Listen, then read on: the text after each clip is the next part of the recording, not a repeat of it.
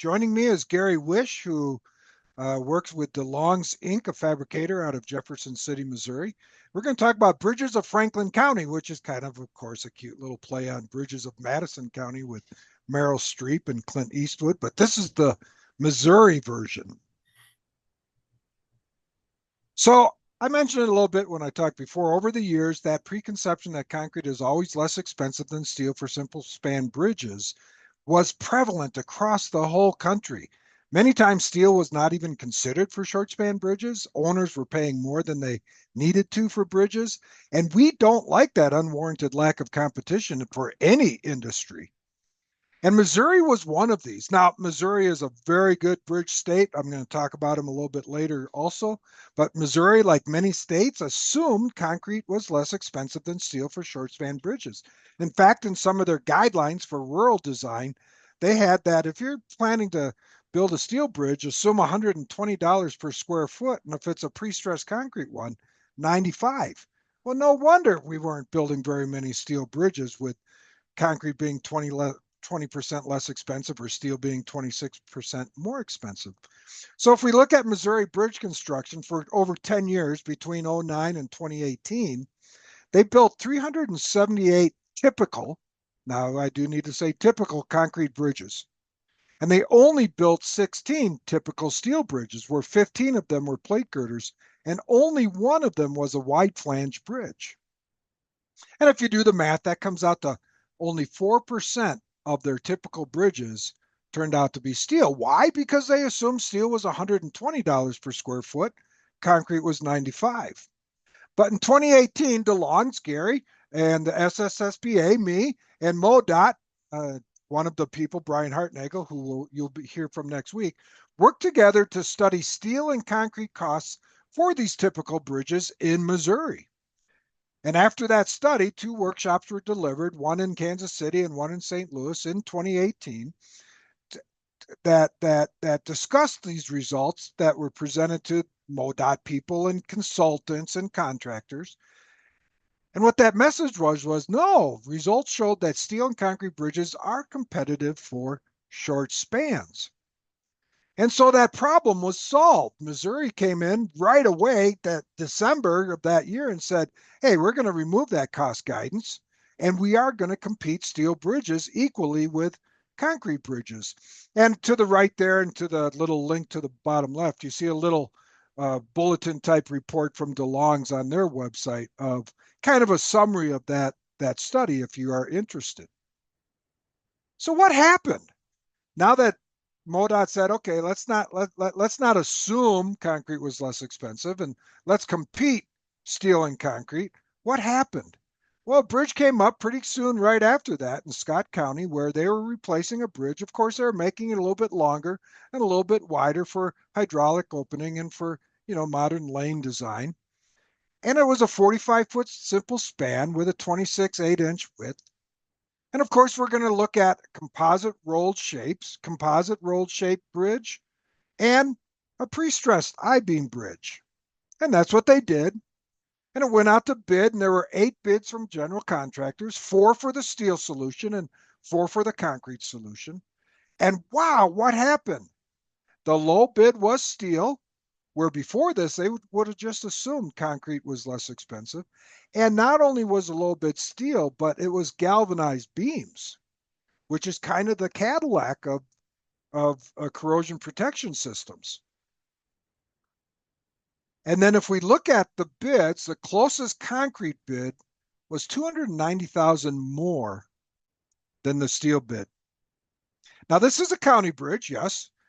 $290,000 is a lot of money for a county, and they saved that because they competed steel and concrete, and steel came in and won that bid. So as another example, let's look at a large project. This is a large design build bridge bundling project. Now, Dr. Hartnagel is going to talk about this on the 17th, but I just want to talk a little bit about it here. Missouri is probably the leading state, if not the leading state, one of them, for design bid bridge bundling projects. They have, I don't know how many at this time, 28, 30, something like that.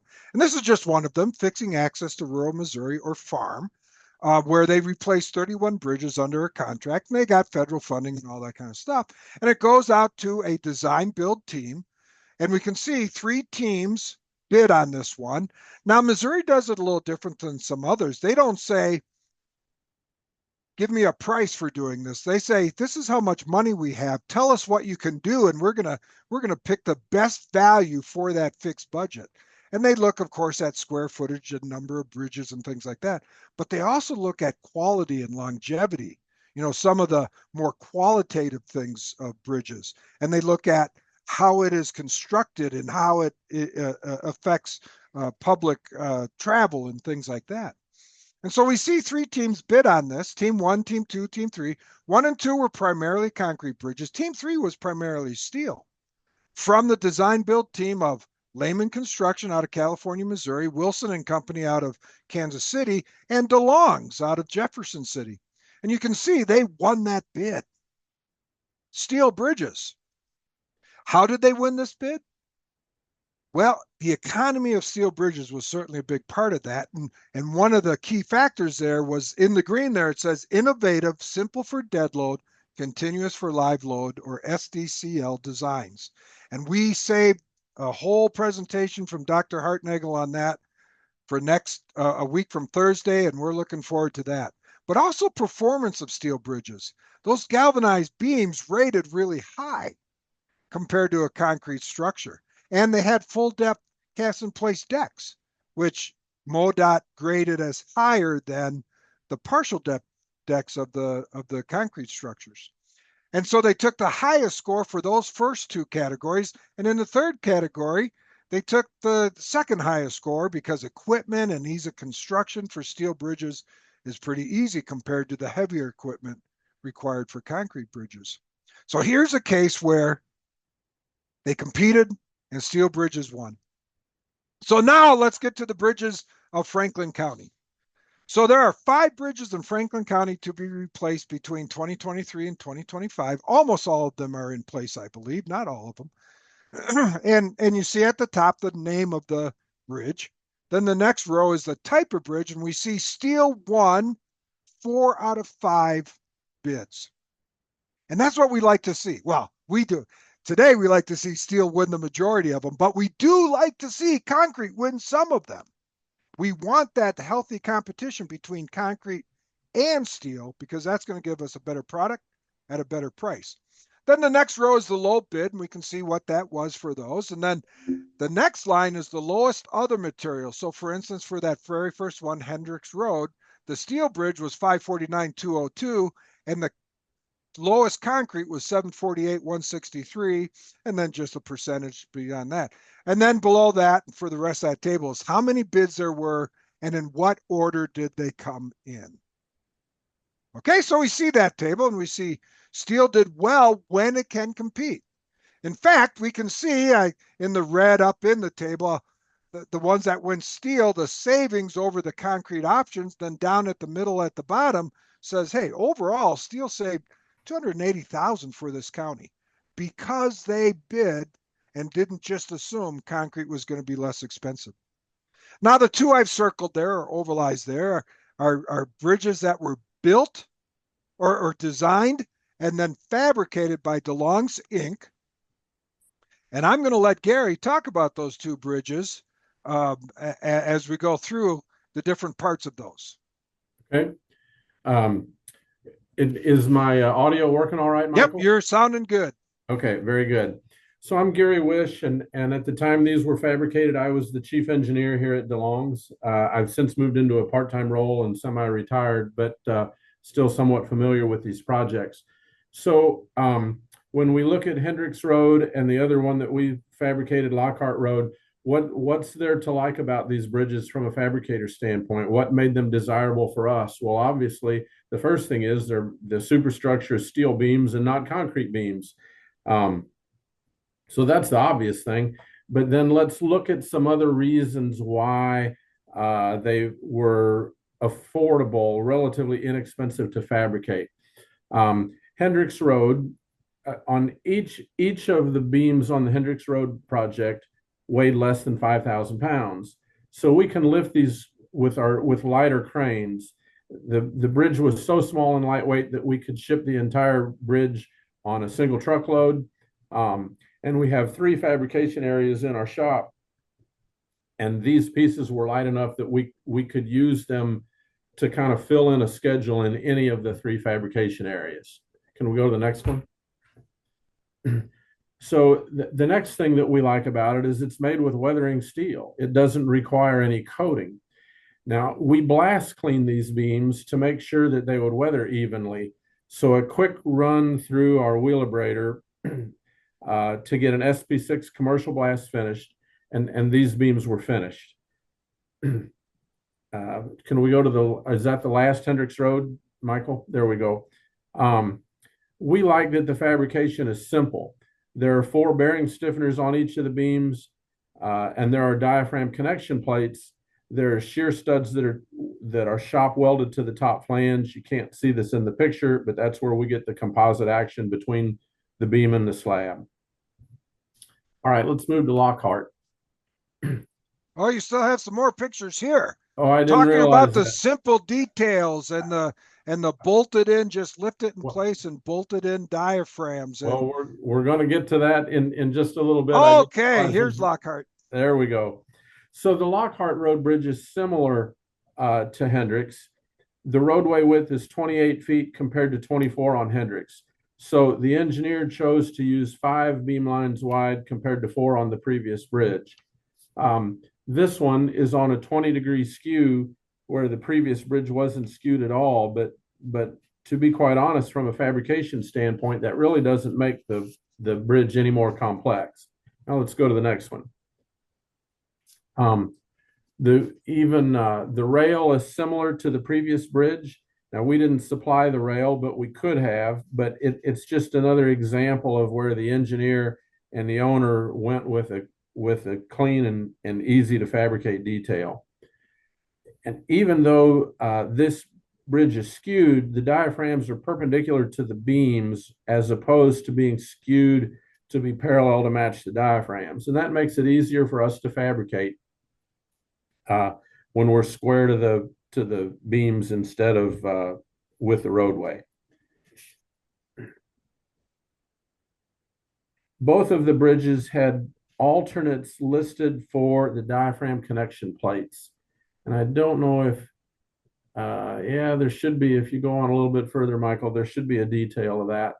Yeah, there should be. I don't know what happened here. I don't know either, but I'll talk about it while you're trying to find it.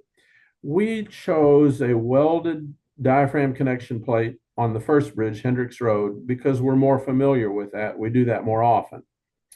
We chose the bolted angle connection to the diaphragm on the second bridge.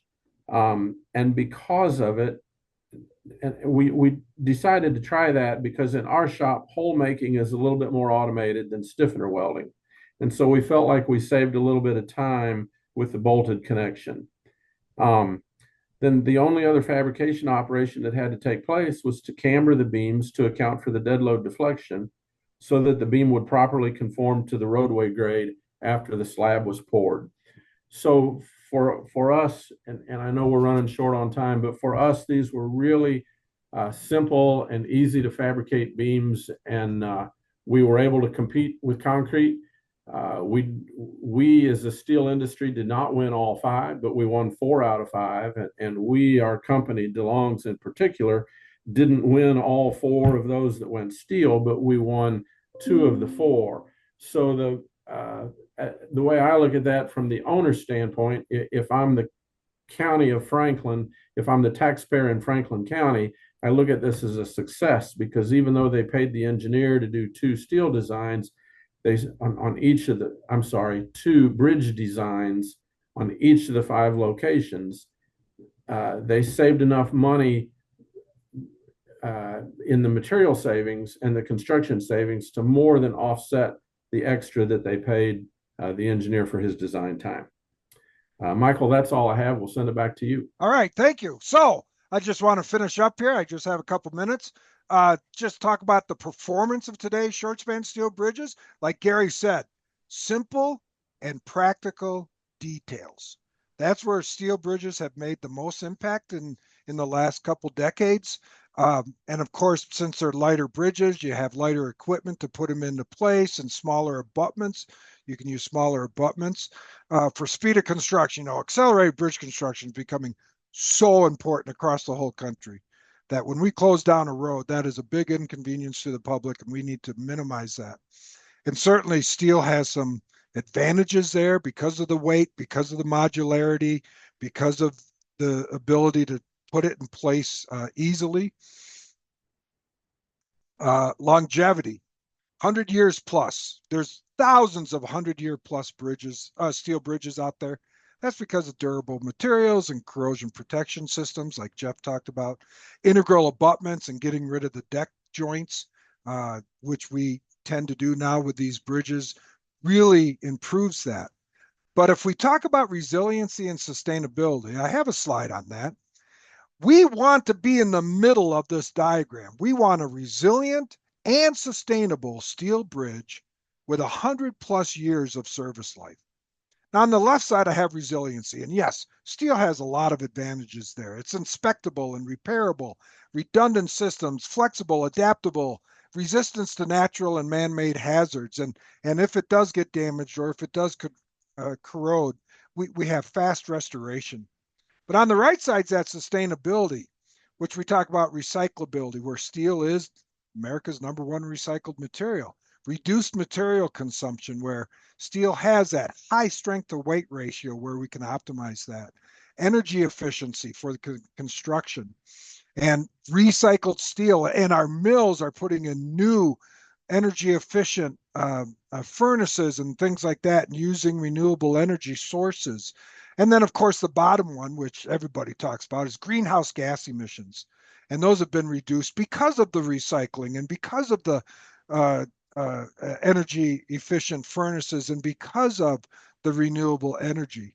So where we feel that steel bridges really can make an impact in that middle section where they are resilient and sustainable, and we can just expect them to last well over 100 years.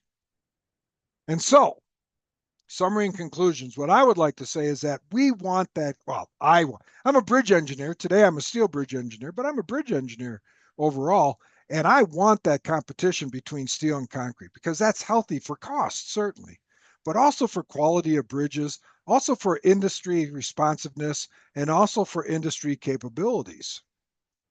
And that steel and concrete are competitive on first costs and life cycle costs, and steel or concrete may be the lowest cost for a particular project, and that we need to consider both for our individual projects. So if we go back to that data from Missouri, we looked at the 10 years from 09 to 18. Now let's look at 5 years from 21 to 25, where Missouri built 230 typical concrete bridges and 24 typical steel bridges, a big increase in steel bridges because they're competing them and because steel bridges compete well and win. And this doesn't even include those bridge bundling projects where 25 steel bridges were part of that farm project, and 24 and 12 and 4 are part of some of their other bridge bundling projects. And so this doesn't even include those, but we see that Missouri, because they compete, the number of steel bridges has gone up. But more important than that, that competition has been saving Missouri money. And with that, I will end with this slide again saying, hey, I encourage you to visit shortspansteelbridges.org, contact Dan Snyder, contact myself, contact anybody from the Alliance if you have questions or need help with a project.